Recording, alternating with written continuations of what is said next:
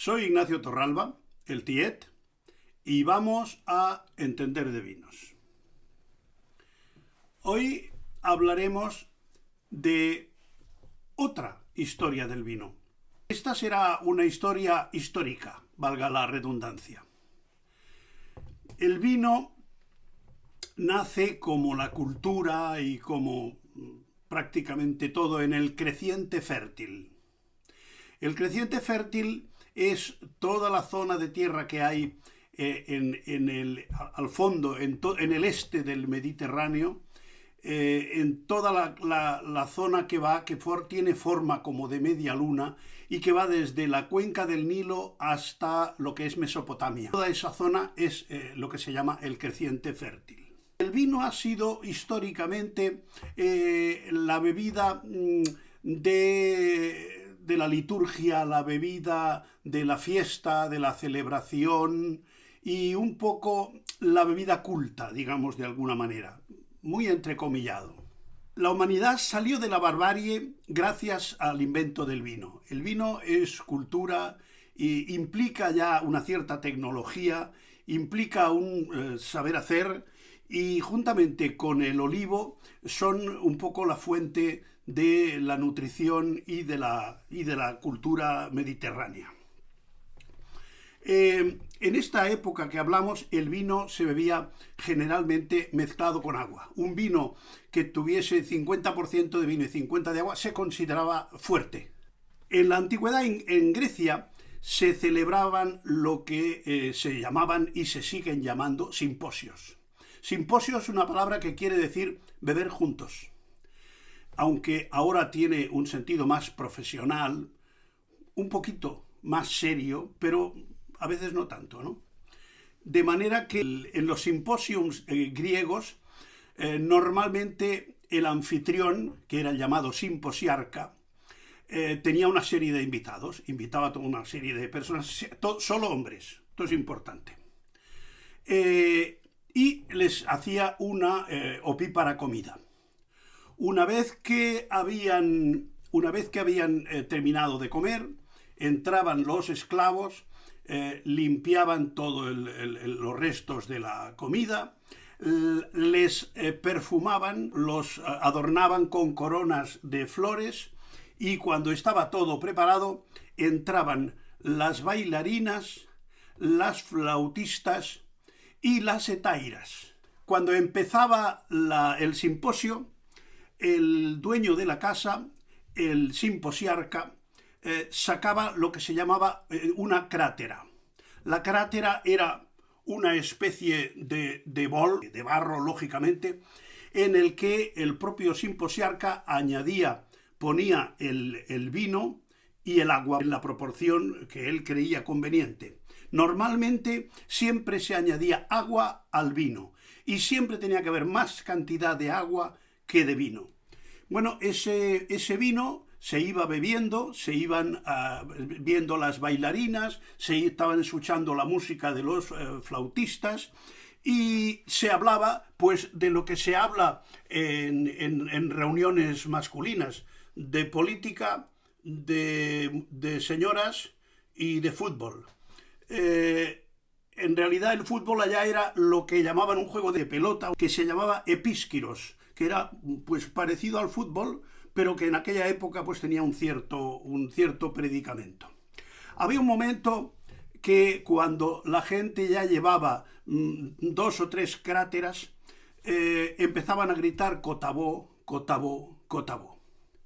¿Qué es el cotabó? ¿Qué es lo que pedían? Cotabó es un juego para adultos. Se trataba de que con el resto después de haber bebido la copa, ese dedito que queda en el fondo de la copa, en el centro de la sala ponían un recipiente y se trataba de embocar ese resto de vino en el recipiente aquel que depende de si tenía la boca más ancha o más estrecha. Pero al echar ese resto de vino en el recipiente, pronunciaba un nombre, que era el nombre de alguno de los esclavos, de las bailarinas o de las flautistas o de las hetairas. Entonces, la persona a cuyo nombre había pronunciado, si colaba el vino en aquella vasija, tenía que irse a la cama con él. O sea que si pronunciaban tu nombre, estabas jodido, porque también los esclavos entraban en el paquete, los invitados no. En Esparta, los espartanos eran un pueblo especial, ya lo dice la propia palabra. Espartano quiere decir riguroso, muy comedido, muy austero. Los espartanos cuando hacían una fiesta, hacían lo que llamaban un caldo negro, que era, cocían partes del cerdo, los intestinos del cerdo, la sangre, y le añadían vino. Ese caldo se llamaba caldo negro porque era el color que tenía, no se mataron para buscarle el nombre. Y en eso consistía la fiesta. Pero el espartano era muy difícil verlo ebrio, porque para ellos emborracharse era una cosa indigna. Pero lo que sí hacían era emborrachar a los esclavos. Emborrachaban a los esclavos para que quedara en evidencia y enseñarle a los jóvenes y a los niños los efectos del alcohol, de manera que veían cómo hacían el ridículo, cómo se encontraban mal, cómo caían por el suelo, y esta era un poco la enseñanza que tenían en Esparta, porque ver a un espartano ebrio era una cosa que no era frecuente de ver. Cuando toda esta cultura del vino pasó a Roma, en Roma cambió la historia, porque en Roma, en vez del simposio, había el banquete. Y en el banquete se bebían diferentes tipos de vinos. Según tu clase social, tú bebías un vino de una cierta categoría, y si eras de otro estrato, bebías otro tipo de vino. Ya habían las denominaciones de origen y las marcas de más o menos calidad. Una de las variedades, los romanos eran muy dados a mezclar cosas. Entonces inventaron un tema que se llamaba la zapa. La zapa era el mosto cocido en unas ollas de plomo. Que digo yo, el fuego tendría que ser flojo, porque si no el plomo... Pero en fin, resulta que el ácido acético del vino y el plomo formaba lo que se llama acetato de plomo, y eso es de una toxicidad tremenda, de manera que eso les daba dolores de cabeza y náuseas y tal, pero era bueno porque le daba una nota dulce. Esa nota de plomo lo endulzaba, y incluso esa zapa la reducían y se producían una especie de sales. Lo que quedaba, el sedimento que quedaba, eran una especie de sales, y esas sales incluso se las añadían a la comida, le llamaban sal de plomo. Otros inventos de los romanos eran el mulsum, donde mezclaban el mosto y el vino con miel. Incluso otro que le llamaban rosatum, pero el rosatum no era el vino rosado, era vino mezclado con pétalos de rosa. Y luego había lo que podríamos llamar el vino del populacho, que era el posca. Posca era el vino de los pobres, de los legionarios, de los soldados, de la gente de base. Se trataba de un vino francamente picado, que los expedicionarios de las legiones llevaban siempre para beber. Eso tenía tres ventajas. Una es que era barato. La segunda es que no se estropeaba porque ya estaba picado, poco podía pasarle a ese vino. Y la tercera es que era mucho más higiénico que beber agua de los sitios por donde iban pasando, porque las aguas en aquella época no eran muy salubres, que podamos decir, ¿no? De manera que incluso en un pasaje de la Biblia según San Juan, se dice que Jesucristo pronunció una de las palabras, dijo: tengo sed, y que un legionario de los que estaba al pie le dio vinagre. ¿Cómo es posible que tuviera? No, lo que le dio no era vinagre. Ese legionario seguramente llevaba algún tipo de cantimplora con posca, y lo que hizo el hombre, con toda su buena voluntad, es darle a beber un poco de posca, porque el vinagre siempre ha tenido lo que se llama una nota refrescante. Mirad, por ejemplo, cuando se hace un gazpacho, el chorrito de vinagre es el que le da la alegría y la frescura al gazpacho. O sea que el vinagre también servía un poco para quitar la sed en esas situaciones extremas, tanto de ir en una expedición larga como de estar pues muriéndose en una cruz. Hay vinos, hay denominaciones de origen que tienen ya siglos. Una de ellas es un vino de Chipre que se llama Comandaria. Aún se sigue fabricando el Comandaria. Es un vino que en el siglo XII, en la boda de Ricardo Corazón de León y Berenguela de Navarra, se sirvió el Comandaria. Y parece ser que Ricardo dijo que era un vino para reyes y el rey de los vinos. Después esa frase se ha aplicado también a otros, pero parece ser que esta es un poco la originaria. Después en Roma, también en la zona de Nápoles, se hacía un vino que tuvo una gran aceptación en toda Roma. Era el Falerno. Falerno era un vino blanco, dulce, que se bebía muy envejecido. Tendría que tener por lo menos 10 años. Y aún se conoce incluso cuál fue la mejor añada de ese vino, del Falerno.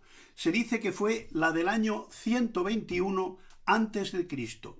Incluso en las crónicas dicen que cuando César volvió de Hispania y entró victorioso en Roma, celebró un banquete en el que se sirvió vino de Falerno de la cosecha del año 121. O sea, ese vino tenía entonces aproximadamente 60 años. O sea que guardado en ánforas de barro tenía que estar ya espesito, ya tendría que ser... Tenían los romanos de la época, inventaron el primer alcoholímetro. El primer alcoholímetro de la historia era lo que ellos llamaban el ius osculi. El ius osculi significa el derecho de beso. Cuando un hombre llegaba a su casa, tenía no por placer ni por cualquier otro tema cariñoso, sino únicamente por controlar si su esposa había bebido vino, lo cual estaba rigurosamente prohibido y podría dar lugar a que el marido la repudiase, se acercaba y le daba un beso en la boca. Si notaba que había bebido vino, entonces la esposa podía pedir un contraanálisis. Entonces el marido tenía que buscar 3 o 4 varones, amigos o familiares que besasen en la boca a su mujer y confirmasen o no el dictamen del marido. Si la mujer había bebido, lo más fácil es que fuese repudiada. Y normalmente el contraanálisis solía dar la razón al ius osculi. En el siglo V, cuando Odoacro acabó con el Imperio Romano y depuso a Rómulo Augustulo, entonces prácticamente el Imperio Romano se descompuso en pequeños estados, ¿no? Esos pequeños estados distinguieron porque hicieron un invento que ya estaba inventado, pero lo popularizaron, que fue los impuestos. Entonces se inventó una palabra que incluso ha llegado, yo la llegué a oír de pequeño, la sisa. La sisa era un impuesto en el que si tú ibas a comprar carne, pues si comprabas, no existía el kilo, pero si comprabas una cantidad, pues te quitaban 1/8 del peso y eso era lo que iba para pagar los impuestos. ¿A quiénes iban esos impuestos? Imaginároslo, no os lo podéis imaginar. A la corona, al clero y a la nobleza. ¿Y quién los pagaba? El pópulo. O sea que las cosas tampoco han cambiado tanto. Era un impuesto que se empleaba sobre artículos de primera necesidad, y el vino era uno de ellos. Se empleaba para cosas muy concretas. Cuando había una riada y se llevaba un puente, se hacía una sisa para reconstruir aquel puente. La Plaza Mayor de Madrid y la Plaza Mayor de León se hicieron con una sisa para hacer obras públicas. Eso tenía que aprobarlo el rey y tenía que aprobarlo el Parlamento. En el siglo XIX, un químico francés llamado Angelo Mariani hizo un vino en el que maceraba hojas de coca. Ese vino se llamaba Vini Mariani. Parece ser que en aquella época lo bebían los reyes, el zar, los pensadores, los escritores de la época. Hablamos del siglo XIX.